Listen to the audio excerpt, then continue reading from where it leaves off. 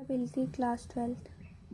Sample space means होता है set of all possible outcomes, यानी कितने पॉसिबल आउटकम्स बन रहे हैं। क्वेश्चन कर लेते हैं सैम्पल स्पेस पे। मैं आपको हर छोटे छोटे टॉपिक्स बताऊंगी, फिर उन हर छोटे छोटे टॉपिक्स पे 2-1 क्वेश्चंस करवा दूंगी और जिससे आपको वो टॉपिक अच्छे से क्लियर हो जाएगा। तो सैम्पल स्पेस का क्वेश्चन है, a coin is tossed, if head appears then a dice is thrown, right it's sample space. मतलब एक कॉइन टॉस किया जा रहा है और अगर हेड आ रहा है तो एक डाइस थ्रो किया जा रहा है। तो जब आपका कॉइन टॉस होता है तो आपके 2 आउटकम्स बनते हैं। एक आपका बनता है हेड, एक आपका बनता है हेड और एक आपका बनता है टेल। और जब आपका डाइस थ्रो किया जाता है डाइस, तो आपके 6 आउटकम्स बनते हैं, 1 2 3 4 5 6। जब हेड आएगा तभी डाइस थ्रो किया जाएगा। तो सबसे पहले हम लिख देते हैं हेड आया, मान लो आपका, फिर 1 आया, फिर हेड आया, फिर 2 आया, फिर हेड आया, फिर 3 आया, फिर हेड आया, फिर 4 आया, फिर हेड आया, फिर 5 आया, फिर हेड आया, फिर 6 आया, फिर आपका टेल आ गया। टेल के बाद आपका डाइस नहीं रोल हो रहा है तो टेल पे ही ये स्टॉप हो जाएगा। तो ये इसका सैम्पल स्पेस होगा। ऑड्स आपके 2 टाइप के होंगे, इन फेवर ऑफ इवेंट और against favour of event. In favour of event में आपका PE अपॉन PE बार होगा। PE मतलब होता है आपका नंबर ऑफ फेवरेबल आउटकम्स और PE बार मतलब होता है नंबर ऑफ अनफेवरेबल आउटकम्स। तो फेवर ऑफ इवेंट का आपका फॉर्मूला हो जाएगा number of favourable outcomes upon number of unfavourable outcomes. और अगेंस्ट फेवर ऑफ इवेंट में आपका होगा probability of E bar upon probability of E equal to होगा number of unfavourable outcomes upon number of favourable outcomes. एक dice throw हो रही है तो क्या ऑड्स फेवर में होंगे of getting a number less than और इक्वल टू 4। तो जो आपके इस केस में जो आपके फेवरेबल आउटकम्स बनेंगे वो आपके बनेंगे 1 2 3 और 4, और जो आपके अनफेवरेबल आउटकम्स बनेंगे वो आपके बनेंगे 5 और 6। तो हमें फेवर में फाइंड करना है इन फेवर, तो जिसकी वजह से हो जाएगा number of favourable outcomes upon number of unfavourable outcome. तो ये आपके 1 2 3 4 हैं और ये आपके 2 हैं, तो 4 डिवाइड बाई 2, तो आपका जो आंसर हो जाएगा वो आ जाएगा 2। तो आपको समझ में आया होगा, मैं ये उम्मीद करती हूँ। तो चलिए आगे के टॉपिक पे चलते हैं। तो हमारा नेक्स्ट टॉपिक है इंडिपेंडेंट इवेंट्स। इंडिपेंडेंट इवेंट्स में फॉर्मूला ये होता है कि probability of A intersection B equal to होगा probability of A into probability of B। और probability of A intersection B को अगर आप नॉर्मली, मतलब अगर मैं सीधी भाषा में बोलूँ तो मतलब दोनों का कॉमन पॉइंट, यानी दोनों को वो चीज़ें मिल रही हैं, उसकी क्या प्रोबेबिलिटी होगी। तो इसी पे क्वेश्चन है, probability of A getting job is 3/5 and B is 1/3। Find करना है प्रोबेबिलिटी दैट दोनों को जॉब मिल जाएगी। तो अभी तक आपको समझ में आ गया होगा, अगर आ गया है तो फिर सॉल्व कर लीजिए, नहीं आया है तो मैं सॉल्व करके बता दे रही हूँ। मैंने अभी बताया दोनों का होगा A/B, तो probability of A intersection B, probability of A यही फार्मूला आप लिख देंगे, तो 3/5 अपॉन 1/3।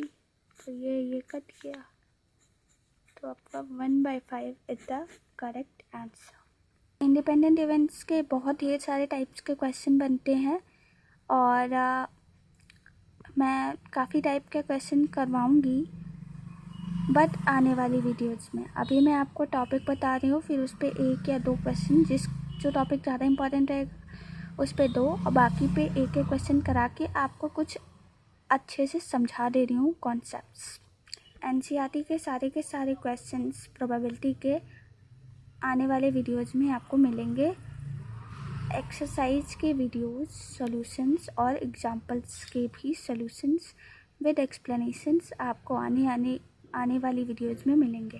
कंडीशनल प्रोबेबिलिटी में आपके दो फार्मूलाज हैं।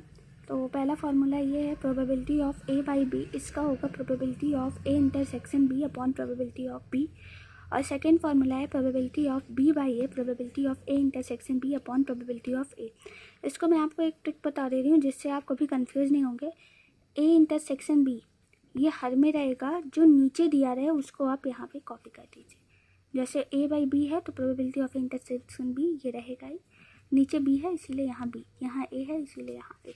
ये ट्रिक है, आप इससे याद कर सकते हैं, नहीं तो पेपर के टाइम में कन्फ्यूजन हो जाता है। तो एक क्वेश्चन है इसी पे, conditional probability. From A pack of 52 cards A card is drawn at random, it is known that the card is a spade. Find the probability that the drawn card is either face card or ace। तो इसमें हम दो assumptions लेंगे, let करेंगे A is equal to event to draw a face card और ace, और B event को हम लेंगे, बी को लेंगे event to draw a card of spade. तो यहाँ से अगर आप निकालोगे तो आपको प्रोबेबिलिटी ऑफ बी आ जाएगा 13/52, क्योंकि स्पेड 12 होते हैं, ठीक है। और प्रोबेबिलिटी ऑफ अगर आप ए इंटरसेक्शन भी निकाल लेंगे तो वो आपका आ जाएगा 4/52, दोनों में कॉमन। तो यहीं से अब हम probability of A by B का फॉर्मूला लगा देंगे, तो ये पुट होगा फिर ये, तो 4/52 बटे 13/52। तो आपका यहाँ से बहुत ही इजीली आंसर आ जाएगा 4/13। देखो जो कार्ड्स वाले क्वेश्चंस आते हैं उनके ऊपर मैं एक अलग से वीडियो बनाऊँगी जिसमें मैं अच्छे से आपको 10-15 कार्ड वाले क्वेश्चन करवाऊँगी, वो भी जल्द ही आएगा।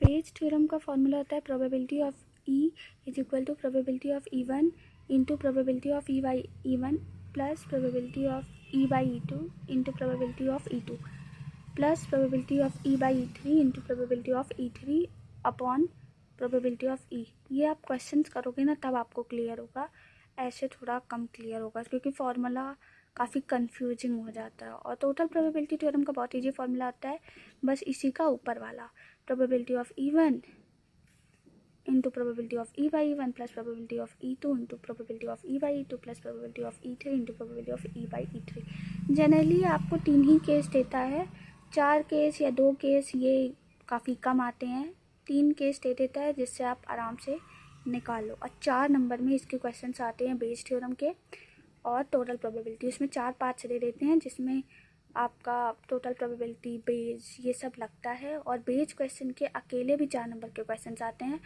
तो ये टॉपिक काफ़ी इम्पॉर्टेंट है, के ऊपर एनसीईआरटी में एक पूरी की पूरी एक्सरसाइज भी है।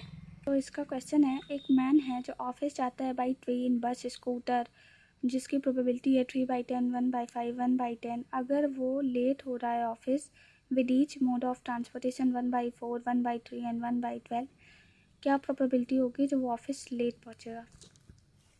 तो ये आपका जो पहला वाला है वो आपका टोटल प्रोबेबिलिटी थ्योरम का क्वेश्चन, आपको पढ़ के समझ में आ गया। 3/10 into 1/4 plus 1/5 into 1/3 plus 1/10 into 1/12, इससे आपका ये क्वेश्चन लग जाएगा। तो इसको सॉल्व करके इसका जो आंसर आएगा वो आप मुझे कमेंट सेक्शन में बताइएगा कि क्या आया, क्योंकि कुछ कैलकुलेशन आपको भी करनी चाहिए, आखिरकार आपने मैथ्स लिया हुआ है। फिर सेकेंड है आपका बेस थ्योरम का, तो हमें निकालना है बाई ट्रेन। तो ट्रेन का क्या है 3/10 और 1/4 लेट आने का। तो देखो ये 3/20 आएगा सॉल्व करने पे, मैंने इसको सॉल्व किया है। और ये आपका ये दोनों मल्टीप्लाई होगा 3/10 इंटू 1/4।